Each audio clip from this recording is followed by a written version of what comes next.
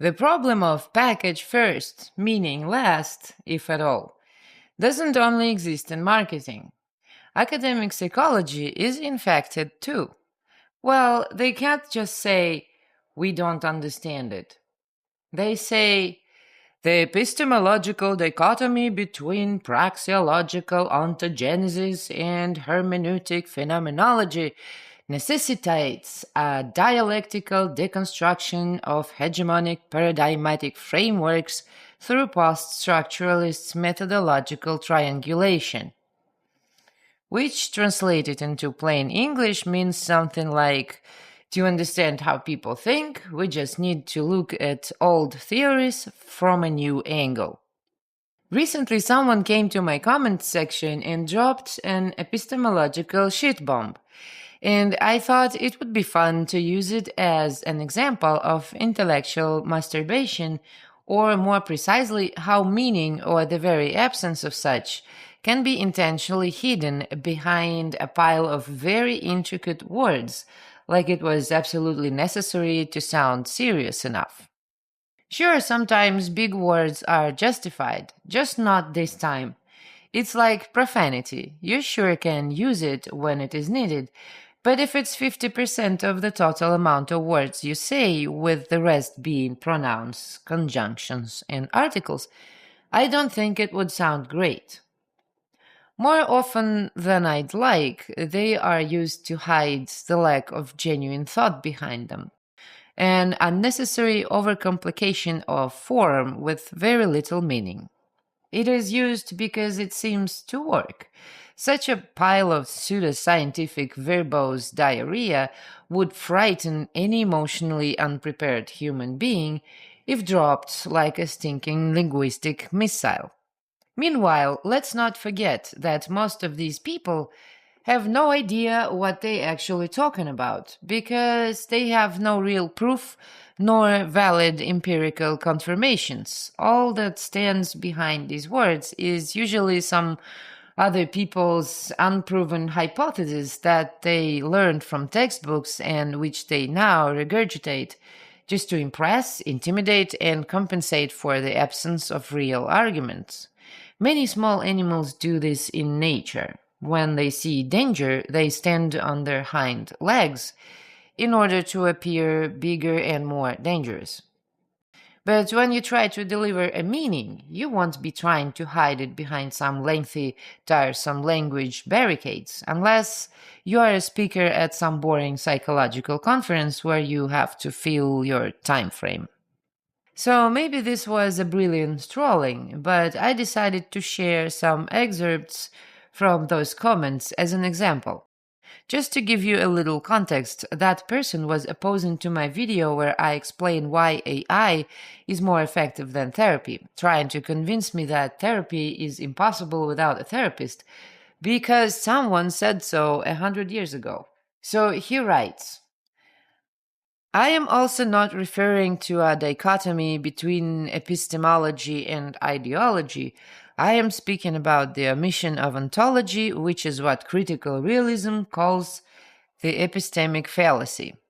Translation: you didn't say the word ontology, and in my sect, that means you committed a sacred sin we call the epistemic fallacy. Classic pseudo-intellectual flex: mention obscure terminology and then accuse your opponent of ignorance. This isn't dialogue. It's a tribunal of academic gatekeeping.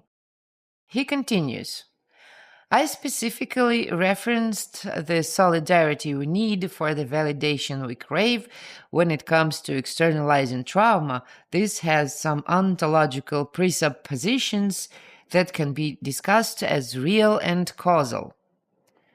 Translation: you can't talk about trauma unless you also include some fancy philosophy words, or else it's not deep enough. This is a textbook tactic. Drown the lived experience in theoretical mud until it's no longer alive. The structure devours the subject. On he goes. Furthermore, There is the substantive point regarding the missing element in using an LLM for therapy, which cannot provide the human relational experience. Wait for it.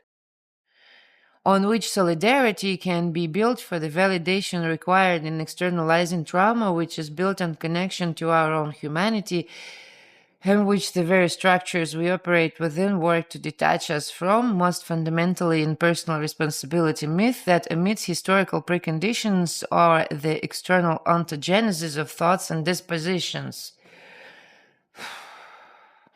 Has someone in comments recently accused me of a word salad?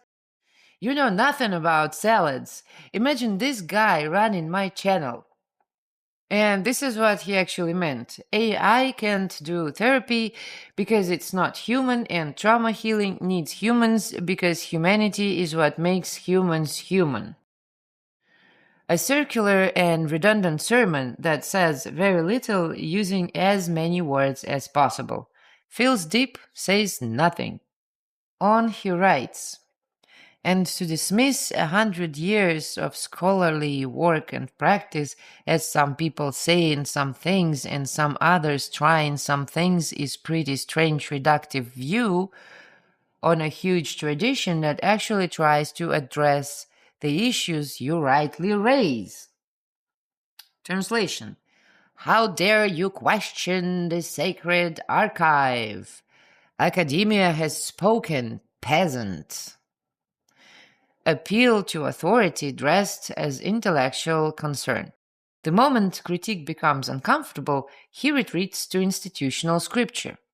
And last but not least, I can't see why it is useful to generalize structural suppression without discussing the praxeological, not simply academic, counterweights that much effort is put into, or indeed in identifying the causal mechanisms behind those structures which you seem to leave in the abstract.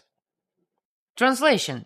If you expose the system, you must also describe the maintenance manual, list all previous repair attempts, and explain why they failed. Or else shut up. The perfect intellectual trap. Invalidate critique unless it also functions as a bureaucratic policy document. Bonus points for using praxeological in a sentence. These aren't counter-arguments. They are rhetorical maneuvers designed to obscure, dilute, and fatigue. The system doesn't fight you head-on. It buries you in language until you forget what you were even talking about. If someone needs a glossary to communicate their disagreement, chances are they are not trying to talk, they're trying to dominate. Always happy to get new samples, keep them coming.